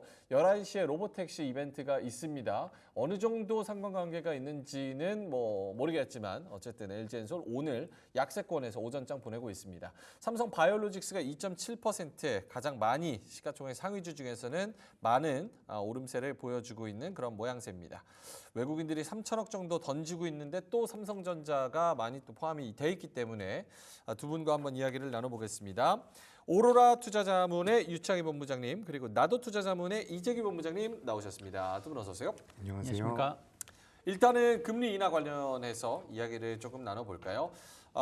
하느니 몇 개월 만입니까? 이게 3년, 2개월 정도 만에 완화 정책으로 좀 기조를 틀은 것 같은데 시장은 그렇게 크게 무슨 약발이 먹혀야 도대체 움직입니까? 답답해 미치겠습니다. 저도 참 요즘에 우리 시장을 보면 어느 내비게이션을 켜야 되는지 모르겠어요.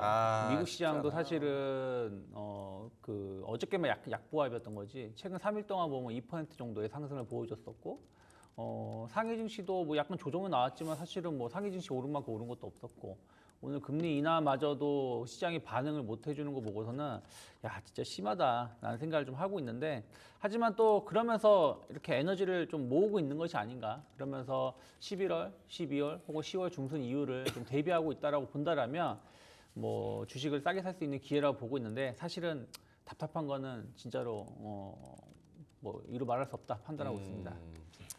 어제도 뭐 제가 같은 질문을 했는데 무언가의 모멘텀, 무언가의 분기점 이런 거를 기대할 수 있는 게 있을까요? 혹은 자연스럽게 그냥 11월, 12월이 되면서 수급적인 그런 호재? 분위기 전환? 이런 걸 기대할 수 있을까요? 저는 사실은 지금 수급은 나쁘지 않다 생각 좀 하고 있어요. 그러니까 무슨 얘기냐면 계속 몇 번 말씀드렸지만 삼성전자만 매도를 하고 있는 것이지 전체적인 분위기는 뭐 그렇게 시장을 엄청나게 매도를 하고 있는 건 아니다라고 판단을 좀 하고 있습니다. 하지만 뭔가가 그러니까 그런 것 같아요. 뭔가 딱 마음 편하게 올라갈 수 있는 흐름들은 아니라는 거. 우리나라만 본다라면 뭐 특히 이제 삼성전자가 전체 시장에 차지하는 비중이 높다라고 보니까 삼성전자 주가가 좀 하락하면 시장이 좀 묶이는 부분들이 좀 있고, 또 3분기 실적에 대한 또 불확실성도 좀 일부 있는 것 같아요. 자동차 같은 경우도 3분기 수출 데이터를 보면 썩 좋은 편은 아니죠. 그리고 이제 뭐 최근에 조선주들도 약 수판 가격 이슈 때문에 좀 조정이 나오고 있고, 네. 그래서 약간 뭔가 편안하게 올라가지 못한다는 부분들. 그러니까 미국 시장 같은 경우 상당히 좋은 흐름들이 이어지고 있지만 또 미국하고 우리나라는 또 섹터가 다르다 보니까 좀 힘을 조금 못 내고 있지 않나. 하지만 저는 11월 달 이제 대선 좀 지나고 뭐 약간 불확실성이 해소가 되면 또 우리나라들도 그런 부분들이 좀 반응을 보여줄 수 있지 않을까 판단하고 있습니다. 이렇게 조그만 시장에서 뭐 전 세계적인 재료는 다 반영하는 것 같아요. 전쟁 나면 네. 빠져. 이스라엘보다 더 빠져요. 예. 전쟁 나면 빠져. 엔캐리에 빠져. 뭐 AI 버블론에 빠져. 하락 내비게이션만 따라가는. 그러니까 국회의원이 쇼치라는 말이 이게 어떻게 보면 너무 웃픈 얘기입니다. 실제로. 알겠습니다. 이재기 본부장님한테도 시장 코멘트를 좀 들어본다면 금리 인하 플러스 뭐 전반적인 분위기. 네, 일단 뭐 저도 유창희 본부장님과 마찬가지로 시장이 더 밀릴 것 같지는 않아요. 그렇기 때문에 지금부터 뭐 반등은 이어갈 가능성이 높은데, 일단 지수가 올라가는 상황이 되려면 삼성전자가 반등을 해줘야 됩니다. 아무래도 뭐 삼성전자 우선주까지 해서 우리나라 시장에서 차지하고 있는 퍼센테이지가 여전히 20%에 육박을 하고 있기 때문에 20% 좀 안 되죠. 17% 정도 비중을 차지하고 있기 때문에 삼성전자가 상방으로 움직여주지 않는다라고 한다면 지수단은 크게 움직이지 못할 가능성이 있습니다. 하지만 다른 종목들은 그렇게 분위기가 나쁘진 않거든요. 지금 삼성전자는 약하지만 SK하이닉스 같은 경우는 반등을, 오늘은 좀 약세지만 전반적으로 반등을 이어가고 있고, 그 밑단에 있는 종목군들 오늘은 그냥 또 보시면 삼성전자와 관련돼서 원익 IPS도 올라오고 있거든요. 네. 그래서 반도체 소부장이 좀 좋은 모습들을 보이고 있고, 2차전지 같은 경우도 어쨌든 반등 추세가 아직까지 무너지지 않고 있고요. 뭐 제약바이오 같은 경우도 반등 이어가고 있다라고 본다면, 전 지수는 좀 재미가 없다라고 하더라도 시장의 분위기는 그렇게 나쁘지 않다라고 생각을 하고 있습니다. 그래서 이제 지금 어제 미국에서 뭐 고용지표라든지 CPI가 나왔죠. 사실 시장에는 좀 부담을 줄 만한 내용이었지만 우리 시장이나 뭐 미증시도 장후반부에 반등이 나왔었던, 왜 반등이 나왔을까라고 생각을 해보면 일단 실적 쪽에 대한 관심이 더 높은 것 같아요. 그래서 삼성전자도 이제 실적에 잠정 실적 내놓고 이번 달 말에 실적을 내놓게 되는데 시장에선 이제 실적에 대한 관심도가 계속해서 올라갈 가능성이 높다라고 보고 있습니다.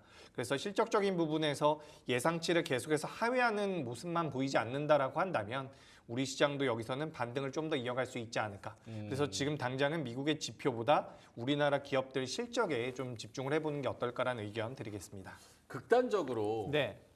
반도체만 안 건드리면 먹을 수 있는 시장이다. 이런 이야기를 하시는 분이 계세요. 네. 동의하세요?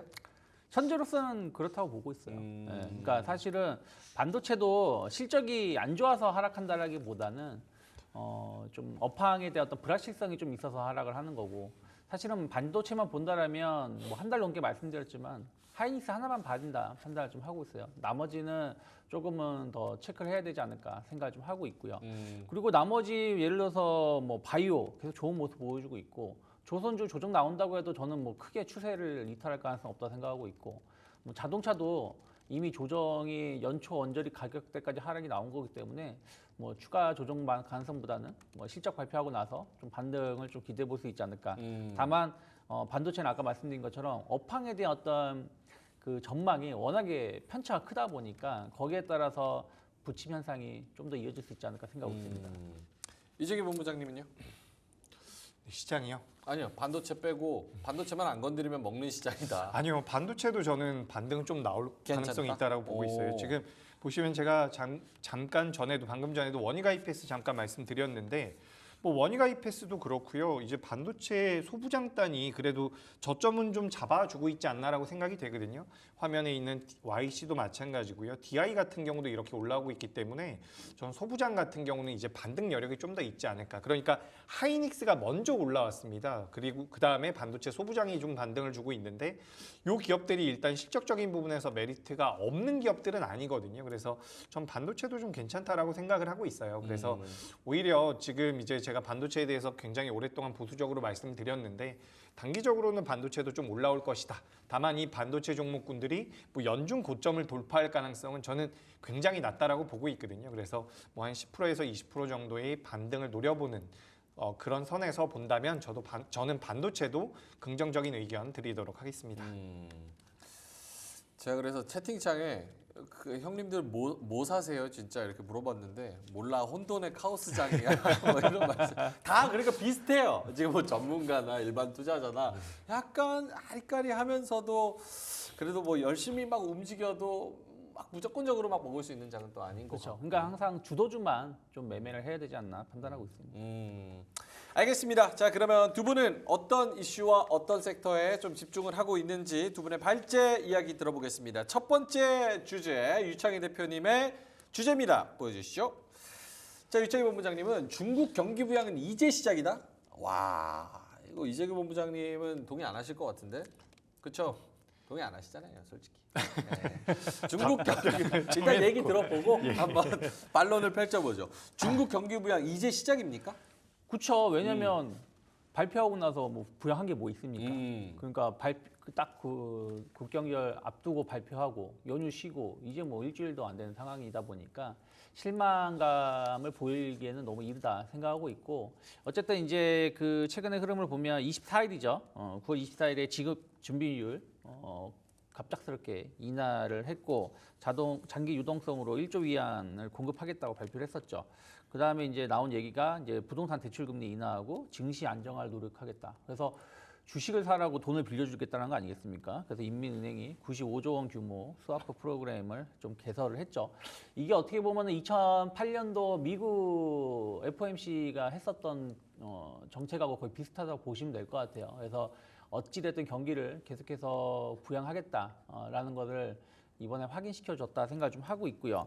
또 내일이죠. 내일 추가 부양책 발표를 앞두고 있는데 지금 이제 부양책이라고 보기보다는 로드맵을 한 번 더 확인시켜주는 것이 아닌가 생각하고 있는데, 시장에서는 올해 중국이 2조 위안 정도, 그러니까 우리나라 돈으로 한 3,800조 정도 특별 채권을 발행을 하겠다 할 가능성이 높다. 그러면서 경제 성장률 5%를 어떻게든 지키려 할 거라고 평가를 하고 있는데, 네. 내일 만약에 2조 위안이 아니라 뭐 한 3조 위안이라든지 이런 식의 어떤 로드맵이 발표가 된다라면 중국 증시는 다시 한번 좀 강하게 상승할 수 있다 생각 좀 하고 있어요. 그리고 설사 중국 증시 최근에 보면 이제 막 이번 주에 사시는 흐름도 그렇게 좋은 편은 아니거든요. 중국 상해 증시가 오늘도 약간 1.6% 정도 하락을 하고 있는데 그렇다고 해서 이게 다시 2,700대까지 하락할 것인가? 지금 3,250포인트 되는데 저는 그러진 않을 거라 생각 좀 하고 있어요. 결국에는 약간의 시간은 걸리겠지만 다시 한 3,400, 3,500 이상으로 올라갈 수 있다라고 보고 있어요. 그래서 오늘 어떻게 보면은 이제 그 화요일에 중국 증시가 개장을 했는데 그때 약간 기대감이 좀 있었어요. 왜냐하면 항생 증시가 중국이 휴장일 때도 좋은 흐름을 보여줬기 때문에 연휴 끝나고 나서 중국이 조금 더 흐름이 좋게 나온다라면 중국 소비주 혹은 중국 경기 관련된 기업들이 오르지 않을까 했는데 오히려 중국 그날부터 이제 증시가 하락을 하다 보니까 관련된 종목의 하락이 나왔는데 저는 이제 오늘 같은 경우는 오히려 이렇게 조정이 나온다라면 한번 매수해 볼 수도 있지 않을까 판단을 하고 있어요. 그래서 화장품주들이 약간 중국향 기업들이 전체적으로 한 2에서 3% 정도 조정이 나오고 있고요. 뭐 코스맥스 같은 경우 한 4%, LVCNC는 3% 이상 조정이 나오고 있습니다. 그리고 롯데케미칼, 뭐 대한유화, 뭐 금호석유도 한 3% 이상의 조정이 나오고 있어요. 하지만 아까 말씀드린 대로 오늘 같은 경우 한번 매수를 해서 월요일, 화요일 흐름들을 좀 기대해 볼 수 있는 위치가 아닌가. 왜냐하면 아주 고점이 있다라면 문제가 되겠지만 이미 내려올 만큼 내려왔기 때문에 여기서 이들 종목들이 더 빠질까? 그거는 좀 아니지 않을까 판단하고 있습니다. 그러면 저 지금 말씀하신 종목군들은 추세적인 상승으로 꾸준히 상승을 좀 기대한다고 봐야 되는 겁니까? 아니면 부양책이라는 테마로 어느 단기적인 좀 차익을 노려보자라는 개념이에요? 만약에 내일 발표가 시장에서 생각했었던 거 이상의 어떤 만족감을 준다라면 전 충분히 뭐 추세는 잘 모르겠지만 지난 9월 말 10월 초에 가격대까지 충분히 반등을 줄 수 있고 또 어쨌든 중국이 그 의지를 확인시켜줬다는 얘기는 추세적으로도 예를 들어서 뭐 한 달 반, 2달, 연말까지의 상승은 좀 더 나올 수 있지 않을까 판단을 좀 하고 있습니다. 오케이. 이재규 본부장님, 요 네. 중국 경기 부양책 관련해서 코멘트를 해주신다면? 네, 저도 본부장님과 거의 비슷한 의견입니다. 이게 그래요? 일단 최근에는 조정을 큰 폭으로 받고 있지만 처음에 이 경기 부양책 이야기가 나왔을 때 굉장히 강하게 움직였죠. 여기서 우리가 좀 과거와 다른 점을 찾아볼 수가 있는데 우리가 과거에는 중국에서 경기 부양책을 내놓는다라고 하더라도 정말 일시적으로 조금만 움직이다 말았거든요. 근데 그런 상황이 아니라 이번에는 정말 자금이 크게 움직였기 때문에 실질적으로 이제 시장에서 반응을 했다라고 생각을 하고 있습니다. 그래서 뭐 최근에는 너무 가파르게 올라왔기 때문에 그에 대해서 뭐 매물이 출회될 수 있죠. 왜냐하면 굉장히 오랫동안 약세였으니까 올라왔을 때 이제 어느 정도 매물 차익이 나올 수가 있는 부분이라고 보고 있고 다만 여기서 이제 중국 같은 경우도 굉장히 절실하다라고 저는 생각을 하고 있거든요. 여기서 경기 부양이 되지 않으면 큰일 난다라는 관점으로 지금 경기 부양책을 내놓고 있죠. 통화 정책이나 뭐 재정 정책을 계속해서 지금 병행을 하고 있는 상황이기 때문에 저는 관련되어 있는 시장이나 종목군들은 우리가 계속해서 좀 체크할 필요가 있지 않을까. 그래서 저는 사실 내일이죠. 내일 이 관련되어 있는 오늘인가요? 관련되어 있는 내용이 나올 텐데 부양책이 나오는데 네. 2조 위안 규모라고 아까 본부장님께서 말씀을 하셨죠. 근데 이 규모가 어떤 식으로 나오든 간에 뭐 실망 매물이 나올 수는 있겠지만 테마성으로 보기보다는 실제로 이제 중국에서 경기 부양책 쪽에 대한 모멘텀들은 어쨌든 이어질 가능성이 높다라고 보고 있기 때문에 그에 따라서 우리나라에서 뭐 산업재 쪽, 뭐 화학 쪽이라든지 소비재 쪽 전반적으로 관심이 계속해서 필요하지 않을까. 근데 이거는 실제로 매매를 하는 관점에서 제가 말씀을 드리고 싶은 게 관련되어 있는 종목군들이 굉장히 오랫동안 약세를 보였거든요. 그렇기 때문에 여기서는 저점 대비해서 반등을 할 수 있는 우리가 기대 수익률 관점에서 봤을 때는 저는 굉장히 매력적이라고 생각을 하고 있습니다. 그래서 이 중국과 관련되어 있는 종목군들은 지금부터 계속해서 보실 필요가 있다. 그래서 전 지금 시장에서 우리가 굳이 분류를 한다라고 한다면 가장 좋은 것은 뭐 2차 전지라든지 제약바이오 같은 금리 인하에 대한 수혜를 받을 수 있는 종목군, 두 번째로는 중국 경기 부양책에 대한 수혜를 받을 수 있는 종목군, 전 이렇게 분류를 하고 있거든요. 전반적으로 저는 중국 관련되어 있는 종목군들 여전히가 아니라 앞으로 계속해서 체크해 볼 필요가 있지 않을까 이렇게 의견 드리겠습니다. 알겠습니다. 그러면 유창희 본부장님 중국 경기 부양책 관련해서 한 종목만 딱 말씀해 주시고 넘어갈까요? 저는 만약에 본다라면 아무래 퍼시픽도 좋게 보고 있고요. 그리고 브랜드엑스 코리아 또 코퍼레이션도 좀 기대해 볼 수 있지 않을까 생각하고 있습니다. 아모레 퍼시픽 그리고 브랜드엑스 코퍼레이션. 네. 알겠습니다. 자, 그러면 이재기 본부장님 발제로 한번 넘어가 볼까요? 이재기 본부장님은 재밌는 거 가져오셨네요. 자, 엔터주. 이제는 담아볼까? 야, 슈카월드 나와서 박진영이 내가 돈이 없어서 그렇지 돈 있으면 우리 회사 주식 싸그리 다 사고 싶다. 그런 박진영 얘기가 대표. 있었어요? 박진영 대표가 나와서 그렇게 얘기하면서 주가 그때부터 꼬꾸라졌어요. 그러면 상장을 왜 했어? 예? 상장을 왜 했어? 제 얘기가 그래요. 하지만 이재기 본부장님은 지금 엔터주를 담아볼 수 있지 않을까 이런 얘기를 하셨습니다. 네. 어떤 포인트가 있을까요? 일단 올해 들어서 우리나라 시장은 굉장히 극명한 것 같아요. 뭐 업종 자체가 전체적으로 올라간다라기보다는 상반기에는 뭐 반도체 관련주들 그리고 뭐 밸류업과 관련되어 있는 종목들 강세를 보였고요. 하반기로 들어오면서는 뭐 제약바이오라든지 2차 전지 같은 금리 인하에 대한 수혜를 받을 수 있는 성장주들이 많이 움직임이 나왔거든요. 근데 여기서 소외된 업종들이 몇 개가 있어요. 제가 좀 따져보니까 지금 엔터 쪽과 오늘 이제 그 한강 소설가에 관련돼서 이제 웹툰주들이 변동성이 나왔는데 엔터, 웹툰 이쪽이 주가 흐름이 굉장히 안 좋았더라고요. 연초 대비해서 이 엔터 같은 경우도 30% 정도 지금 하락이 나왔거든요. 그래서 이 정도 빠졌으면 이제 올라갈 때도 좀 되지 않았을까. 그리고 금리 인하에 대한 수혜를 받을 수 있는 쪽으로 우리가 성장주 쪽으로 엔터를 분류한다라고 한다면 지금부터는 좀 체크가 필요하지 않을까라고 생각이 돼서 준비를 했고요. 지금 엔터주 같은 경우는 2023년도 11월 달부터 앨범 판매량이 피크아웃의 논란이 좀 있었거든요. 그때부터 이제 주가가 쭉쭉쭉 꺾이기 시작을 했는데 최근 이제 엔터사들의 매출 비중을 보면 앨범 판매 외의 다른 쪽에서 나오고 있는 매출들이 비중이 전체 매출에서 계속해서 올라오고 있는 모습들이 계속해서 포착이 되고 있습니다. 그래서 우리가 이제 실적적인 부분에서는 YG엔터가 2분기 때 좀 안 좋았지만 다른 기업들 같은 경우는 본업단에선 잘 나온 부분들이 있거든요. 그러니까 본업단에서 리스크가 어느 정도 감소를 하고 지금 우리나라 엔터주들 같은 경우는 또 인적 리스크가 많이 있었죠.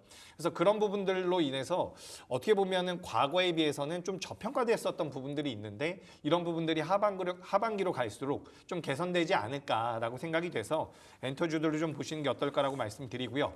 이걸 이제 투자 포인트 관점에서 말씀드려보자면 첫 번째는 금리 인하입니다. 그 두 번째는 이 엔화 강세에 대한 수혜를 받을 가능성이 굉장히 높다라는 분석이 나오고 있어요. 엔화 강세가 이어진다라고 한다면 우리나라 또 엔터사들이 일본 쪽에서 벌어들이고 있는 수익도 굉장히 많거든요. 근데 엔화 강세가 이어지면 똑같은 판매량이 나온다라고 하더라도 수익성이 좋아질 가능성이 굉장히 높다라는 거죠. 그리고 세 번째로는 주력 아티스트들이 올해 하반기나 내년 상반기 때 복귀를 한다라는 겁니다. 그래서 우리가 이런 부분들을 고려해 봤을 때 엔터주들은 이제는 좀 볼 때가 되지 않았을까.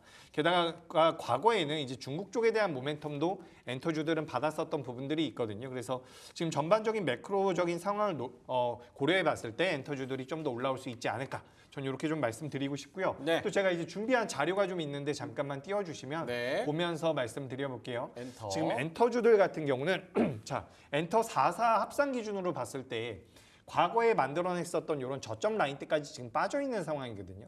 그러니까 여기서 이제 실적적인 부분이 돌아선다라고 한다면 개선될 가능성이 높고 또 다음 자료를 보여주시면 지금 엔터사들 같은 경우는 보시다시피 2024년도에 살짝 실적이 꺾이는 부분들이 있었거든요. 근데 이 부분에서 2025년도, 6년도 개선의 가능성이 굉장히 높다라는 분석이 나오고 있습니다. 그래서 여기다가 이제 추가적으로 기관 매수도 최근에 들어오고 있다라고 하니까 이런 부분들을 고려해 봤을 때 뭐 테마성을 가지고 움직이는 종목군은 아니지만 우상향을 만들어갈 가능성은 높다. 전 이렇게 보고 있기 때문에 엔터 좀 관심 있게 보시는 게 어떨까라는 의견 드리겠습니다.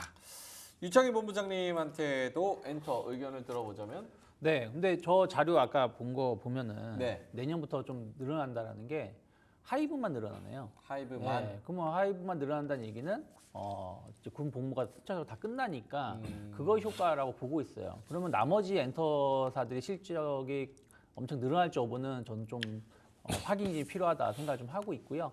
그리고 이제 어쨌든 아티스트 복귀를 하고 사실은 이제 그 하반기가 공연 성수기입니다. 연말 이제 공연 콘서트 같은 경우 많이 하잖아요. 그래서 네. 그런 부분들에 어떤 기대감들이 나올 수 있죠. 그러면 3분기가 어떻게 보면은 2분기, 3분기가 실적 바닥이라는 어떤 기대감으로 저가 매수세가 들어올 수 있다고 생각하고 있는데 다만 저는 3분기 실적을 좀 확인하고 싶은 마음은 좀 있습니다. 그래서 지금 행보하고 있는 상황이니까 급하게 매수를 한다라기보다는 한 한 10월, 11월 한 초 이후 실적 발표를 흐름을 확인하면서 대응해도 충분히 그 이후에 만약에 턴한다라면 좋은 결과 볼 수 있지 않을까. 지금은 여전히 좀 약간 불안감, 그러니까 불확실성은 아직은 남아 있다 판단을 좀 하고 있습니다. 알겠습니다. 이재기 본부장님 그런 엔터주 중에서는 역시 하이브인가요? 아니면 다른 종목? 하이브가 좋기는 하죠. 하이브 같은 경우는 뭐 최악의 상황이 온다라고 하더라도 그 뉴진스와 관련되어 있는 부분들, 네. 요 IP를 잃는다라고 하더라도 전체 매출에서 5% 정도, 영업이익 기준으로 한 10% 정도가 빠질 것이다라고 이야기가 되고 있거든요. 근데 주가는 고점 대비해서 훨씬 더 많이 밀렸기 때문에 뭐 하이브를 이제 엔터사 중에서는 긍정적으로 보고 있습니다. 다만 이제 우리가 엔터 쪽과 관련되어 있는 종목 중에서 그래도 좀 탄력적인 모습을 보일 수 있는 종목이 뭐가 있을까? 라고 한다면 요 음원과 관련돼서 디어유라는 회사가 있어요. 디어유. 이제 이거는 다른 회사들과 다 연동이 되어 있다라고 보시면 좋을 것 같은데 디어유가 그래도 좀 변동성이 나온다라고 한다면 탄력적인 모습을 보이지 않을까라고 생각이 돼서 큰 회사 중에선 하이브, 좀 작은 기업 중에선 디어유 눈여겨보시는 게 어떨까 이렇게 의견 드리겠습니다. 알겠습니다.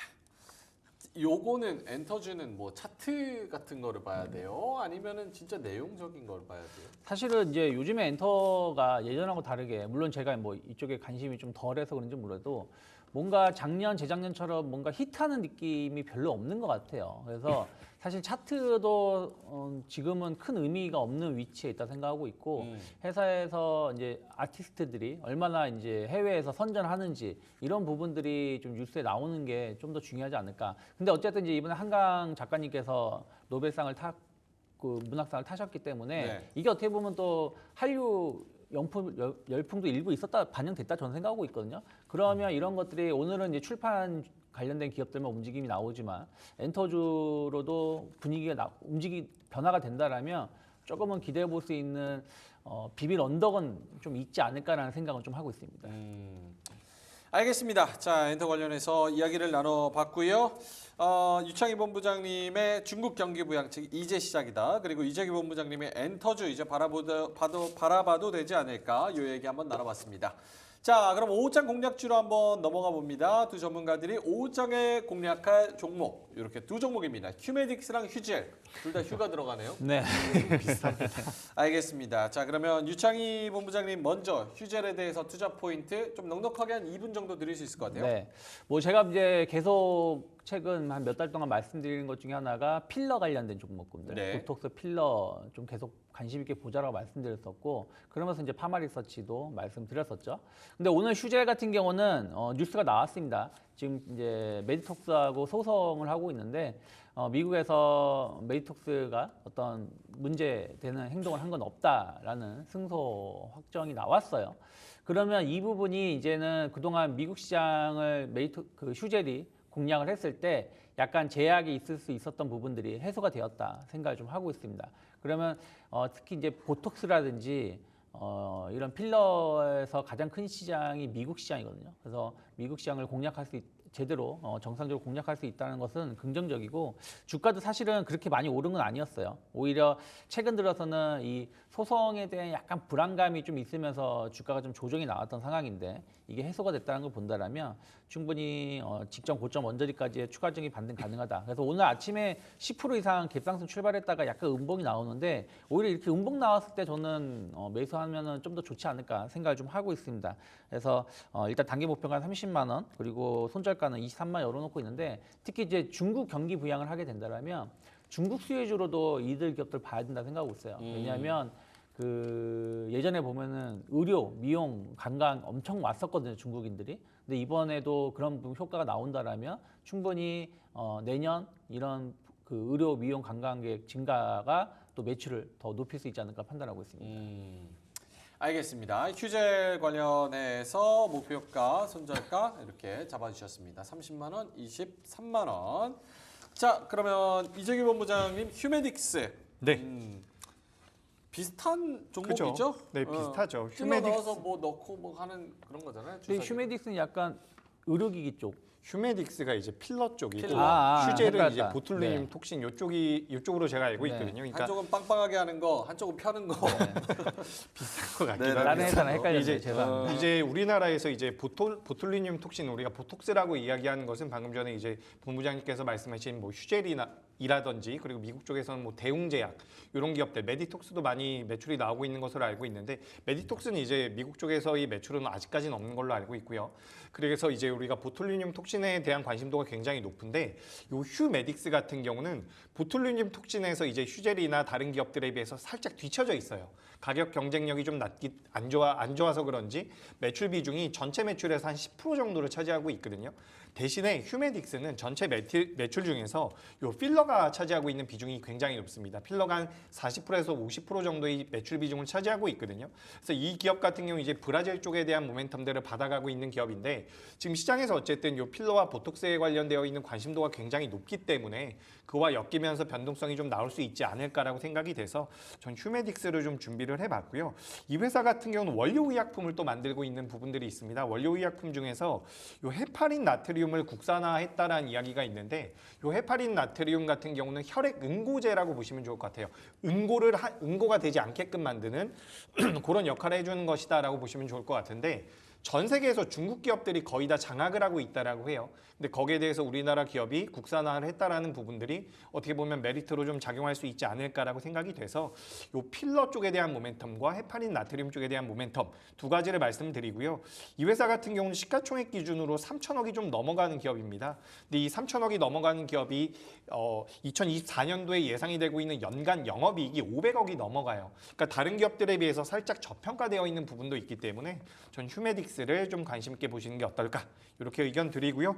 목표가는 39,000원 그리고 손절가는 3만 원으로 의견 드리겠습니다. 알겠습니다. 휴메딕스 목표가 39,000원, 손절가 3만 원 이렇게 잡아주셨네요. 휴메딕스 휴젤 많은 관심 부탁드리고요. 오후장에도 어떻게 움직이는지 잘 살펴보도록 하겠습니다. 테슬라 로보택시는 원래 11시에 시작이었는데 네. 지금 중간에 뭐 스태프인지 군중 중에 응급 의료 상황이 긴급 의료 응급 상황이 생겨가지고 지금 1시간 가까이 진행을 못하고 있는 상황입니다. 관심 그래서 없습니다. 관심 없다고요? 제품이 내일 나오는 것도 아니고 뭐 2027년, 8년인데. 아, 솔직해서 좋아요. 항상 호탕하고. 자, 알겠습니다. 그러면 이재기 본부장님과 유창희 본부장 그리고 저는 여기서 물러가도록 하겠습니다. 점심 맛있게 드시고요. 그리고 주말 잘 편히 보내시고 저희는 월요일 날 다시 찾아뵙도록 하겠습니다. 오늘도 함께해 주셔서 대단히 고맙습니다.